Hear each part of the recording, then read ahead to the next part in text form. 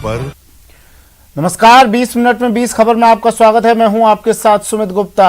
अगले 20 मिनट में हम आपको देश दुनिया की 20 ऐसी खबरें बताने वाले हैं जो इस वक्त न केवल सुर्खियों में है बल्कि दिलचस्प और अहम भी है। तो चलिए शुरू करते हैं 20 मिनट में 20 खबरों का सिलसिला। सबसे पहले देखते हैं राजस्थान की कौन कौन सी खबर इस वक्त अहम है।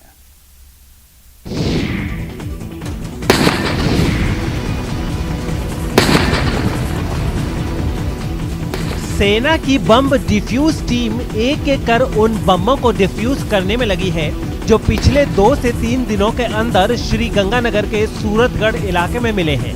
बताया जा रहा है कि श्री गंगानगर के सूरतगढ़ में पिछले 3 दिनों में 6 जिंदा बम मिलने से हड़कंप मच गया था और उसी के बाद स्थानीय पुलिस ने सेना के बम निरोधक और बम डिफ्यूज टीम को यहां बुला लिया था। सेना की टीम ने 6 में से 2 बमों को तो कुछ ही घंटे में ब्लास्ट कर डिफ्यूज कर दिया था, लेकिन 4 बमों को अभी भी उन्हें डिफ्यूज करना बाकी है। अब तक जो जानकारी मिली है उसके मुताबिक इंदिरा गांधी नहर परियोजना की 236 से 242 आरडी के बीच ये जिंदा बम मिले थे और इन्हें डिफ्यूज करने के लिए सेना ने सभी बमों को गहरा गड्ढा खोदकर ढक दिया था और फिर उन्हें एक एक कर डिफ्यूज किया जा रहा है।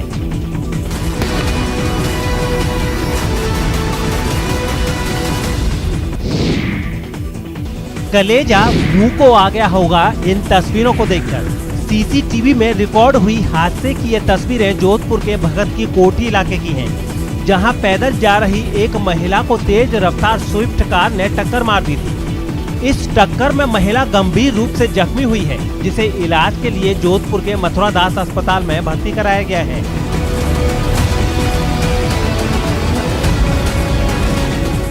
दरअसल इन दिनों प्रदेश में लॉकडाउन लगा हुआ है, जिसकी वजह से खाली सड़क पर कुछ लोग तूफान की गति से गाड़ी चला रहे हैं और ऐसी ही तूफानी रफ्तार में एक स्विफ्ट कार वाले ने इस महिला को टक्कर मार दी थी। पुलिस अब इस कार और इसे चला रहे शख्स को तलाशने में लगी है।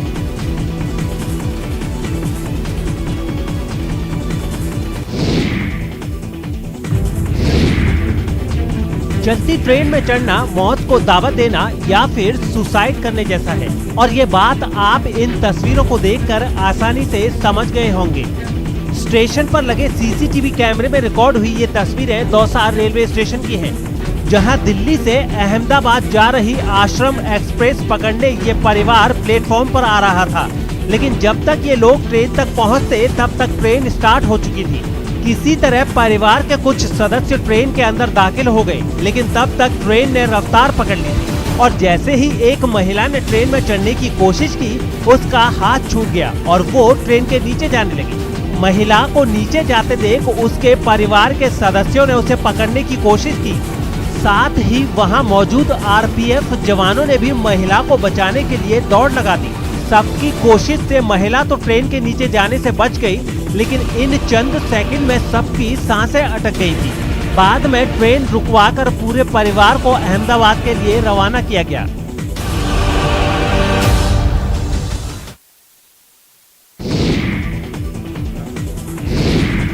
चित्तौड़गढ़ के जिला कलेक्टर के दफ्तर से बड़ी लापरवाही सामने आई और आशंका जताई जा रही है कि इस लापरवाही की वजह से जिला कलेक्टर समेत कई अधिकारी और कर्मचारी भी संक्रमित हो सकते थे या अब भी हो सकते हैं।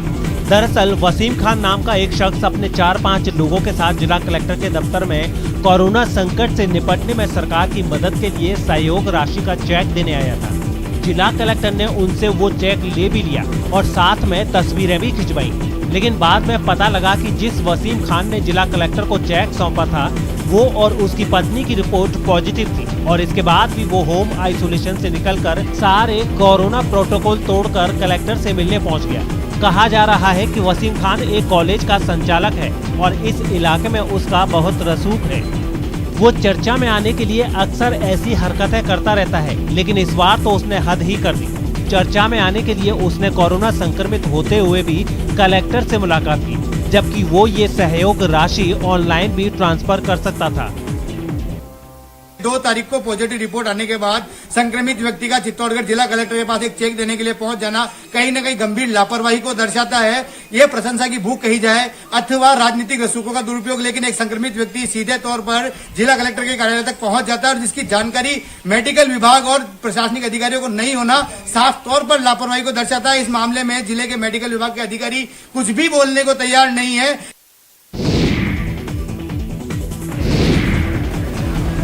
कहीं से भी ऐसा नहीं लग रहा है कि प्रदेश में लॉकडाउन लगा है। घर से बाहर निकलने पर पाबंदी है। कोरोना प्रोटोकॉल का सख्ती से पालन करने का निर्देश दिया गया है। ऐसा लग रहा है यहाँ सब शांति शांति है और ये लोग इतने बेफिक्र हैं कि कोरोना इन्हें छू भी नहीं सकता। ये तस्वीरें श्री गंगानगर की सब्जी मंडी परिसर की हैं, जहाँ ऐसी भीड़ लगी है जैसे आम दिनों में नजर आती है। आप देख सकते हैं कि श्री गंगानगर की धान मंडी स्थित सब्जी मंडी में किस कदर आधे अधूरे मास्क लगाकर लोग सब्जी खरीदने आ रहे हैं और सोशल डिस्टेंसिंग का तो किसी को कोई ख्याल ही नहीं है। इस भीड़ को देखकर अंदाजा लगा सकते हैं कि किस हद तक लापरवाही बरती हुई है। यहाँ पर बच्चे, बूढ़े, जवान सभी तरह के लोग आए हुए हैं। हालांकि पुलिस जाब्ता यहाँ पर तैनात किया गया है कि वो कोरोना गाइडलाइन की पालना के लिए प्रयास कर सके, लेकिन उनकी जो ज़्यादातर जिम्मेदारी है वो मुख्य द्वार पर ही रह जाती है, किसको एंट्री देनी है, किसको एंट्री नहीं देनी है। इसके अलावा अंदर वो कम से कम सब्जी मंडी में जहाँ पर किसान इकट्ठे होते हैं, सब्जी फल विक्रेता इकट्ठे होते हैं, वहाँ पर उनकी कोई कार्रवाई होती हुई नहीं दिखाई दे रही है। शायद यही एक वजह है कि आम लोगों जो सब्जी खरीदने आते हैं वो पूरी तरह से कोरोना गाइडलाइन को साइडलाइन करते हुए दिखाई दे रहे हैं। न्यूज़ 18 अपने सभी दर्शकों से अपील करता है कि कोरोना लॉकडाउन के दौरान वे कोरोना प्रोटोकॉल की ईमानदारी से पालना करें, मास्क लगा के रखें, 2 गज की दूरी भी बना के रखें ताकि किसी भी तरह के कोरोना वायरस के संक्रमण से बचा जा सके। भरतपुर में लोग अपनी लापरवाही के चलते कोरोना को न्योता दे रहे हैं। प्रशासन के लाख समझाने के बावजूद भी लोग मान नहीं रहे हैं। वीकेंड लॉकडाउन के बाद जैसे ही बाजार और सब्जी मंडी खुले, हजारों की संख्या में लोग घरों से बाहर निकल आए। कोई खरीदारी के बहाने तो कोई तफरी कर दे। बहाना तो हर किसी के पास है, लेकिन खास बात यह है कि इनमें से ज्यादातर लोग बिना किसी खास वजह से घर से निकल रहे हैं और कोरोना को संक्रमण की रफ्तार बढ़ाने के लिए खुला न्योता दे रहे हैं। अगर इसी तरह यहाँ के लोगों ने लापरवाही जारी रखी और प्रशासन के लोग अनदेखी करते रहे तो फिर यहाँ कोरोना विस्फोट को काबू करना किसी के वश में नहीं रह जाएगा। 2 दिन वीकेंड के लॉकडाउन के बाद आज बाजार खुले हैं, तो बाजार में किस कदर भीड़ नजर आ रही है आप इसका अंदाज़ा इन तस्वीरों से लगा सकते हैं कि हर चौराहे और गली, चाहे वो सब्जी मंडी हो चाहे हो, हर जगह भीड़ नजर आ रही है। लोगों से बात करने पर पता चल रहा है कि वो अपने ज़रूरत का सामान लेने के लिए बाजार में आए हैं, लेकिन इस समय जिंदगी से ज़्यादा ज़रूरत किसी भी चीज़ की नहीं है, क्योंकि जिस तरह कोरोना अपने पैर पसार रहा है और लगातार गांवों तक पहुंच रहा है, तो ऐसे में अब लोगों को समझने की ज़रूरत है, लेकिन लोग समझ नहीं रहे हैं और बेवजह छोटी छोटी चीज़ों को लेकर बाजार में आ रहे हैं। सब्जी मंडी का भी वही हाल। सवाई माधोपुर के वैक्सीन सेंटरों पर एक दिन में 18 साल से अधिक आयु वर्ग के लोगों को 200 टीके ही नसीब हो पाते हैं। ऐसे में ये सवाल उठने लगे हैं कि इस रफ्तार से टीकाकरण अभियान को पूरा होने में तो साल भर से भी ज्यादा का वक्त लग जाएगा। आपको बता दें कि सवाई माधोपुर की आबादी 15 लाख से भी अधिक है, जिसमें 18 से 44 आयु वर्ग का बड़ा हिस्सा शामिल है और अब तक यहाँ इस आयु वर्ग के 10,000 लोगों को भी टीका नहीं लग सका है। इस बात से यहाँ के लोग बेहद गुस्से में हैं। सवाई माधोपुर जिले में कोरोना संक्रमण बेहद घातकता के साथ अपने पैर पसारता चला जा रहा है, जिसके चलते सवाई माधोपुर जिले में रोजाना सैकड़ों की संख्या में कोरोना संक्रमित रोगियों की संख्या में लगातार इजाफा होता चला जा रहा है। हालांकि जिला प्रशासन, पुलिस प्रशासन तथा चिकित्सा प्रशासन लगातार लोगों को कोरोना संक्रमण से बचाने के यथासंभव जतन कर रहा है। वहीं इसी कड़ी में चलते सवाई माधोपुर चिकित्सा प्रशासन के अनुसार टीकाकरण भी किया जा रहा है। आप इस वक्त देख सकते हैं सवाई माधोपुर जिला मुख्यालय का बजरिया स्थित यह शहरी प्राथमिक स्वास्थ्य केंद्र है, जहां पर लोगों को वैक्सीन लगाई जा रही है, टीकाकरण किया जा रहा है। ये किसी भंडारे की नहीं बल्कि सवाई माधोपुर के नगर परिषद की ओर से चलाई जा रही इंदिरा रसोई की किचन की तस्वीरें हैं। संक्रमण काल में ये रसोई उन लोगों के लिए किसी वरदान से कम नहीं है जिनके सामने पेट भरने का कोई साधन नहीं है। साथ ही जो लोग अस्पताल में भर्ती हैं या फिर जिनके परिजन अस्पताल में हैं और तीमारदारी में वो अस्पताल के बाहर बैठे रहते हैं। इस इंदिरा रसोई का संचालन नगर परिषद की ओर से किया जा रहा है और यहाँ से जरूरतमंद लोगों के लिए खाने का पैकेट बनाकर भेजा जा रहा है। सवाईमाधोपुर जिले में कोरोना संक्रमण बेहद व्यापकता के साथ लगातार अपने पैर पसारता चला जा रहा है, जिसके चलते सवाईमाधोपुर जिले में कई लोगों को खाने के लिए भी विषम परिस्थितियों का सामना करना पड़ रहा है। लेकिन ऐसे लोगों के लिए सवाईमाधोपुर जिला मुख्यालय पर नगर परिषद के द्वारा संचालित इंदिरा रसोई वरदान साबित हो रही है। आप इस वक्त देख रहे हैं, हम इस वक्त खड़े हैं सवाईमाधोपुर जिला नगर परिषद द्वारा संचालित इंदिरा रसोई पर, जहां पर इंदिरा रसोई के कोरोना के बढ़ते प्रभाव के बीच कोटा के लटूरी पंचायत और यहां के सरपंच मनीष धाकड़ की चर्चा पूरे प्रदेश में हो रही है। दरअसल लटूरी पंचायत के 10 में से 7 गांव ऐसे हैं जहां अभी तक एक भी कोरोना केस सामने नहीं आया है। दरअसल सरपंच मनीष धाकड़ इंजीनियर रहे हैं और उन्हीं की समझदारी और दूरदर्शिता की वजह से इस पंचायत ने कोरोना की एंट्री पर मानो ब्रेक सा लगा रखा है। सरपंच मनीष धाकड़ ने अपने मोबाइल नंबर को हेल्पलाइन नंबर में तब्दील कर रखा है और 24 घंटे लोगों की मदद के लिए वो तैयार रहते हैं। इसके साथ ही मनीष ने हर गांव में 5-5 लोगों की टीम बना दी है जो घर घर जाकर सर्वे करती है और संदिग्ध रोगी मिलने पर प्राथमिक स्वास्थ्य केंद्र के सहयोग से दवा किट और इलाज उपलब्ध कराती है। इतना ही नहीं, ये टीम गाँव वालों को वैक्सीन और जाँच के लिए भी प्रेरित करती है। इसी टीम की कोशिशों की वजह से 60 से ज्यादा उम्र वाले सभी लोगों को दोनों डोज लग चुके हैं, जबकि 45 प्लस वाले सभी लोगों ने पहली डोज भी ले ली है। आपको बता दें कि लटूरी पंचायत में बुलाहेड़ी, बुलाहेड़ा, बरनखड़ी, दोराड़ी, जेठाड़ी, ढाड़ी, बुडनखेरा, लटूरा, डूंगरपुर और लटूरी समेत 10 गाँव हैं और इस पंचायत की आबादी 5900 है।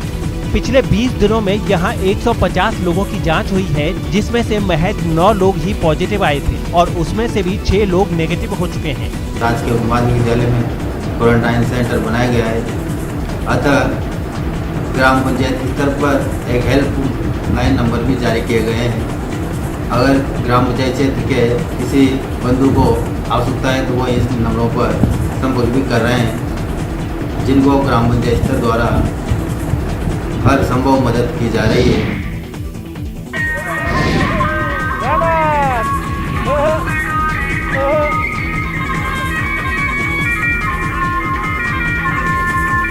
पुलिस वालों ने 4 दिन पहले जो सजा दी थी, अब उसका वीडियो सोशल मीडिया पर वायरल हो रहा है और लोग इस वीडियो को देखकर यही कह रहे हैं, घर से बेवजह जो निकल रहे हैं बाहर, उनके लिए इससे बेहतर सजा नहीं हो सकती।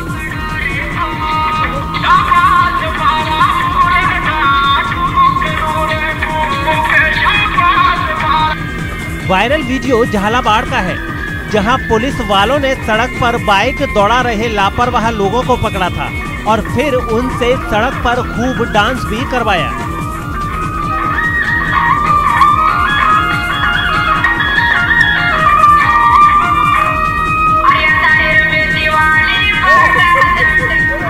पुलिस वालों ने जब इन लोगों से सड़क पर डांस और एक्सरसाइज कराई थी, तब उन्होंने कहा था कि ये वीडियो वो जारी कर देंगे ताकि लोग बाहर निकलने से पहले ये जरूर सोच लें कि बाहर जाने पर सजा के साथ साथ ऐसे शर्मसार भी होना पड़ सकता है।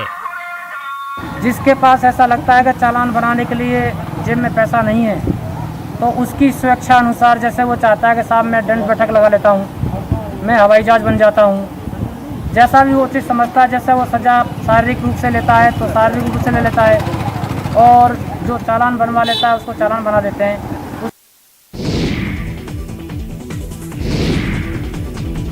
अगर आप सोच रहे हैं कि ये टोल प्लाजा लॉकडाउन की वजह से बंद है तो फिर आप गलत सोच रहे हैं।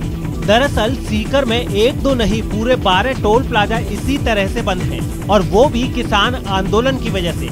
आपको बता दें कि सीकर जिले के सभी टोल बूथ 6 फरवरी को बंद हुए थे और उसके बाद से आज तक वापस से शुरू नहीं हो पाए हैं और सभी टोल बूथों पर अभी भी किसानों के धरने जारी हैं। हालांकि अब धरने में बहुत ही कम किसान शामिल हो रहे हैं, लेकिन अब भी उनकी वही मांग है कि जब तक केंद्र सरकार कृषि कानून वापस नहीं लेगी तब तक उनका आंदोलन जारी रहेगा।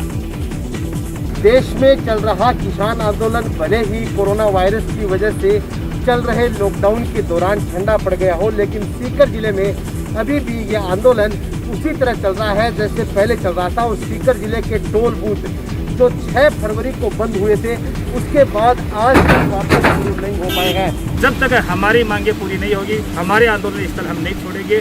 यहाँ भी लगातार 6 फरवरी से हम रशीदवाकुली टोल प्लाजा के ऊपर बैठे हैं। चलिए 20 मिनट 20 खबर में आप देख लेते हैं कुछ दूसरे राज्यों की खबरें। DRDO की ओर से डेवलप की गई जिस एंटी कोविड दवा 2DG की चर्चा पिछले एक सप्ताह से हो रही थी, उसे रक्षा मंत्री राजनाथ सिंह और स्वास्थ्य मंत्री डॉक्टर हर्षवर्धन की मौजूदगी में लॉन्च कर दिया गया है। लॉन्चिंग के साथ ही 2DG की 10,000 खुराक की पहली खेप जारी कर दी गई है, जिसे कोविड मरीजों को दिया जा सकता है। इस दवा ने फेज 2 और फेज 3 के क्लिनिकल ट्रायल में काफी अच्छा प्रदर्शन किया है। मई से अक्टूबर के बीच में हुए ट्रायल में दवा ने कोविड मरीजों पर काम किया और ये सुरक्षित भी रही। दवा के उपयोग से अस्पताल में भर्ती के दिन भी कम रहे और ऑक्सीजन सपोर्ट भी नहीं लेना पड़ा। विशेषज्ञों का कहना है कि ये दवा एक तरह का सूडो ग्लूकोज मॉलिक्यूल है जो कोरोना वायरस को बढ़ने से रोकता है। ये दवा दुनिया की उन चंद दवाओं में शुमार हो गई है जो खास तौर पर कोविड को रोकने के लिए बनाई गई है। भारत के औषधि महानियंत्रक यानी DCGI ने 8 मई को DRDO की ओर से विकसित इस दवा के आपात इस्तेमाल को मंजूरी दी थी। आपको बता दें कि 2DG दवा पाउडर के रूप में पैकेट में आती है और इसे पानी में घोलकर पीना होता है।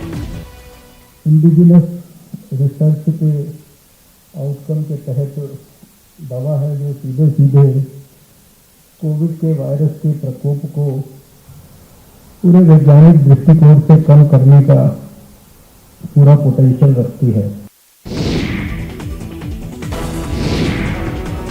कोविड-19 को फैलने से रोकने के लिए दिल्ली और हरियाणा में लागू लॉकडाउन को 1 हफ्ते के लिए और बढ़ा दिया गया है। साथ ही पंजाब में भी लागू पाबंदियों को भी जारी रखने का फैसला हुआ है। देश के बड़े हिस्से में अभी भी कोरोना की वजह से कामकाज और घर से निकलने पर प्रतिबंध लगा हुआ है और यही वजह है कि कई राज्यों में कोविड-19 परिस्थितियों में सुधार के संकेत मिले हैं। दिल्ली के मुख्यमंत्री अरविंद केजरीवाल ने लॉकडाउन बढ़ाने के ऐलान के साथ ही कहा कि संक्रमण से निपटने में अभी तक मिली सफलता पर इस वक्त ढील देकर पानी नहीं फेरा जा सकता। रविवार को ही हरियाणा सरकार ने भी राज्य में कोरोना वायरस के प्रसार की रोकथाम के लिए लॉकडाउन को 24 मई तक बढ़ाने की घोषणा की थी। आपको बता दें कि इस वक्त जिन 10 राज्यों में सबसे ज्यादा कोरोना केस सामने आ रहे हैं, उसमें कर्नाटक, महाराष्ट्र, केरल, राजस्थान, तमिलनाडु, आंध्र प्रदेश, उत्तर प्रदेश, पश्चिम बंगाल, गुजरात और छत्तीसगढ़ शामिल हैं। संक्रमण दर की बात करें तो संक्रमण की जो दर 3 मई को 24.47% थी, जो 16 मई को घटकर 16.98% हो गई है।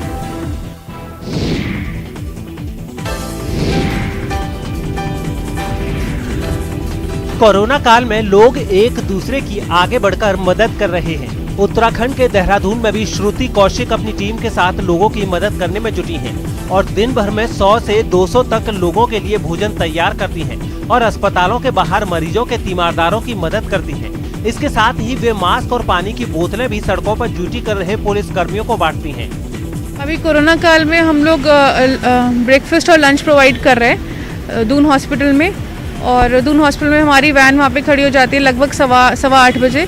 तो 8:15 से लेकर 20-25 मिनट में हम लोग वहाँ पे 100 to 150 ब्रेकफास्ट पैक्स बांट देते हैं। तो हम लोग जितना केटर कर पाए हम उतना कर रहे हैं।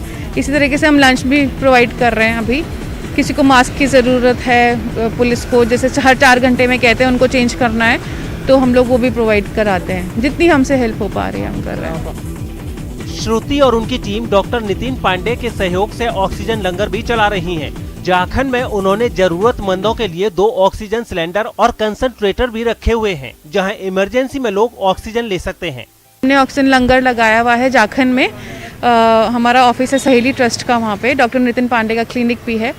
तो वहाँ पे अगर कोई भी ज़रूरतमंद है तो वहाँ पे आ सकते हैं और ऑक्सीजन यूज़ कर सकते हैं। सहेली नाम से एनजीओ चलाने वाली श्रुति कोरोना महामारी के दौरान लोगों की मददगार के तौर पर उभरी हैं। सहेली ट्रस्ट ने राजधानी में महिलाओं के लिए टैक्सी सेवा भी शुरू की है।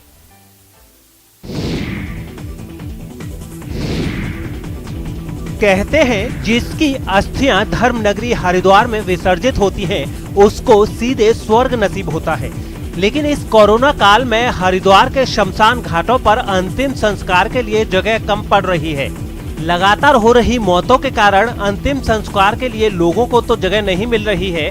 ऐसे में अब प्रशासन ने अस्थायी शमशान घाट बनाने की तैयारी की है। चंडी घाट के पास ही इसके लिए जगह चिन्हित भी की गई है। यहाँ नगर निगम 1 हफ्ते में शमशान घाट तैयार कर लेगा, जहाँ पर अंतिम संस्कार की क्रिया संपन्न की जा सकेगी। एक्सक्लूसिवली जो है एक क्षेत्र जो है आइडेंटिफाई हो रखा है चंडी घाट में, तो वहाँ पे जो है कोविड के लिए जो भी अगर पेशेंट्स जो डेड बॉडीज आते हैं क्रिमेट करने के लिए, उसमें नगर निगम नोडल के रूप में काम कर रहा है। तो वहाँ पे निःशुल्क जो है लकड़ियों का जो व्यवस्था जो है किया जाता है। कोरोना के बढ़ते संक्रमण को देखते हुए अखिल भारत हिंदू महासभा ने उत्तर प्रदेश के मुजफ्फरनगर के सभी मंदिरों में हवन करना शुरू कर दिया है। इसी क्रम में झांसी की रानी पार्क में हिंदू महासभा की ओर से हवन किया गया। अखिल भारत हिंदू महासभा का मानना है कि हवन और यज्ञ करने से वातावरण शुद्ध होता है और इससे कोरोना महामारी जैसी बीमारी का भी खात्मा होता है। हवन में अगर काली मिर्च, लौंग, इलायची, गुगुल और गाय के शुद्ध घी का इस्तेमाल करेंगे तो कोरोना वायरस मर जाएगा। इनका ये भी कहना है कि भारतीय पद्धति से ही कोरोना का विनाश हो सकता है, अंग्रेजी दवाइयों से नहीं। मुजफ्फरनगर के प्रत्येक मोहल्ले, प्रत्येक मंदिर में हवन यज्ञ किया जाएगा, क्योंकि हवन यज्ञ करने से वातावरण एक तरह शुद्ध होता है और कोरोना जैसी महामारी का विनाश भी हवन यज्ञ द्वारा ही हो सकता है। हवन और यज्ञ करने से कोरोना वायरस भागेगा या नहीं, इस पर बहस का कोई मतलब नहीं है, क्योंकि आस्था के आगे कोई तर्क काम नहीं करता। हालांकि अच्छी बात यह है कि हिंदू महासभा ने जगह जगह सैनिटाइजेशन कराने का भी फैसला किया है। उत्तर प्रदेश के अमेठी में रहस्यमय तरीके से मौतों का सिलसिला लगातार जारी है, लेकिन अधिकारी सिर्फ कागजों पर ही सब कुछ ठीक होने का दावा कर रहे हैं। शहरों के बाद कोरोना का कहर गांव में बढ़ता जा रहा है, लेकिन पोस्टमार्टम नहीं होने से मौतों की वजह का पता नहीं चल पा रहा है। अमेठी के जगदीशपुर ब्लॉक के हीरामाऊ गांव में पिछले 1 महीने में करीब 18 से 20 लोगों की मौत हो चुकी है। सूचना के बाद स्वास्थ्य विभाग के कर्मचारी मौके पर तो पहुंचे, लेकिन खाना पूर्ति करके चले गए। ग्रामीणों का आरोप है कि स्वास्थ्य विभाग की टीम अस्पताल तक आती है और दवाइयां देकर चली जाती है। आज तक किसी भी ग्रामीण की जांच नहीं हुई, जिससे कि पता चल सके कि आखिर लगातार हो रही मौतों की वजह क्या है। लगातार हो रही मौतों से ग्रामीणों में दहशत है। जब से मैं समझता हूँ आज तक इतनी मौतें कभी नहीं हुई, पूरे 1 साल में भी इतनी मौतें नहीं हुई जितनी इस महीने में हो चुकी हैं, लगभग 18-20 मौतें। सीएमओ के मुताबिक मौतों के बारे में जानकारी मिलने के बाद सैंपलिंग भी कराई गई थी और दवाइयां भी दी गई थी। सीएमओ की माने तो अभी तक गांव में 13 लोगों की मौत ज्यादा उम्र की वजह से हुई है, जबकि एक व्यक्ति की मौत कोरोना से हुई है। वैक्सीनेशन के लिए ग्रामीणों को स्वास्थ्य केंद्र पर आना पड़ेगा। स्वास्थ्य केंद्र वैक्सीन गांव में नहीं लगाई जा सकती है, वैक्सीन का एक प्रोटोकॉल है। वैक्सीन के लिए आपको स्वास्थ्य केंद्र पर या आपको जो है सामुदायिक स्वास्थ्य केंद्र पर जाना पड़ेगा। कोरोना संकट के बीच केदारनाथ धाम के कपाट खोल दिए गए हैं। सोमवार की सुबह तड़के 3 बजे मंदिर में विशेष पूजा अर्चना शुरू हुई, जिसमें मुख्य पुजारी बांगेश लिंग ने बाबा की समाधि पूजा के साथ दूसरी औपचारिकता पूरी की। इसके बाद 5 बजे केदारनाथ धाम के कपाट खोल दिए गए। बाबा केदार के कपाट मेष लगन में खोले गए हैं। मंदाकिनी और सरस्वती नदी के संगम पर स्थित केदारनाथ में इस बार भी कपाट खोलने का समारोह सूक्ष्म रूप से ही आयोजित किया गया। खास बात यह है कि मंदिर में पहली पूजा प्रधानमंत्री नरेंद्र मोदी की ओर से हुई। बता दें कि कोरोना की वजह से केदारनाथ मंदिर में अभी भक्तों को प्रवेश नहीं दिया जा रहा है। राज्य सरकार के दिशा निर्देशों के मुताबिक कोरोना महामारी की रोकथाम के लिए इस बार 4 धाम यात्रा में आम लोगों के आने पर पाबंदी है। मंदिर परिसर में ना तो प्रसाद बांटने की इजाजत है और ना ही टीका लगाने की। गर्भगृह तक सिर्फ मंदिर प्रबंधन से जुड़े लोगों को ही जाने की अनुमति मिली है। उसमें भी मूर्ति, घंटी या धार्मिक ग्रंथों को छूने की इजाजत नहीं मिली है। और चलिए अब देख लेते हैं अंतर्राष्ट्रीय जगत की कुछ अहम खबरें। चीन की सबसे बड़ी e commerce company Alibaba group holding ने 2014 के बाद पहली बार किसी तिमाही नुकसान दर्ज किया है। इसकी वजह कंपनी पर लगाया गया एक बड़ा जुर्माना है। इस वजह से कंपनी के अमेरिका में लिस्ट शेयर भी 3% तक टूट गए हैं। खबर के मुताबिक अलीबाबा ने गुरुवार को सूचना दी थी कि 31 मार्च को समाप्त हुई चौथी तिमाही में उसे 1.19 अरब डॉलर यानी 87.2 अरब रुपए का ऑपरेटिंग लॉस हुआ है। अगर चीन की मुद्रा में गणना की जाए तो ये 7.66 अरब युआन का नुकसान है। ये 7 साल में पहली बार है जब कंपनी को किसी तिमाही में ऑपरेटिंग लॉस हुआ है। इसके चलते अमेरिका में सूचीबद्ध कंपनी के शेयरों में 3% की गिरावट दर्ज की गई है। कंपनी के नुकसान में रहने की बड़ी वजह चीन के बाजार नियामक का उस पर 2.8 अरब डॉलर का जुर्माना लगाना रहा है। चीनी नियामक ने कंपनी के एकाधिकारवादी नीतियां अपनाने के खिलाफ ये जुर्माना लगाया। कंपनी पर आरोप था कि उसके प्लेटफॉर्म पर सामान बेचने वाले सेलर्स को कंपनी अन्य प्लेटफॉर्म पर जाने से रोकने के लिए हथकंडे अपनाती है। इसके बाद रेगुलेटरी निकाय ने कंपनी पर एंटी मोनोपोली नियमों के तहत कार्रवाई करते हुए ये जुर्माना लगाया था। हालांकि कोविड महामारी के बाद लोगों का रुझान ऑनलाइन शॉपिंग की तरफ बढ़ा है। ऐसे में कंपनी का अनुमान है कि 2022 तक उसकी वार्षिक आय में तेजी से बढ़ोतरी होगी। कंपनी ने मार्च 2022 के अंत तक 930 अरब युआन की वार्षिक आय का अनुमान लगाया है। मजबूत वृद्धि की उम्मीद के बावजूद कंपनी ने ऑपरेटिव लॉस दर्ज किया है। फिलहाल इतना ही, दीजिए इजाजत, नमस्कार।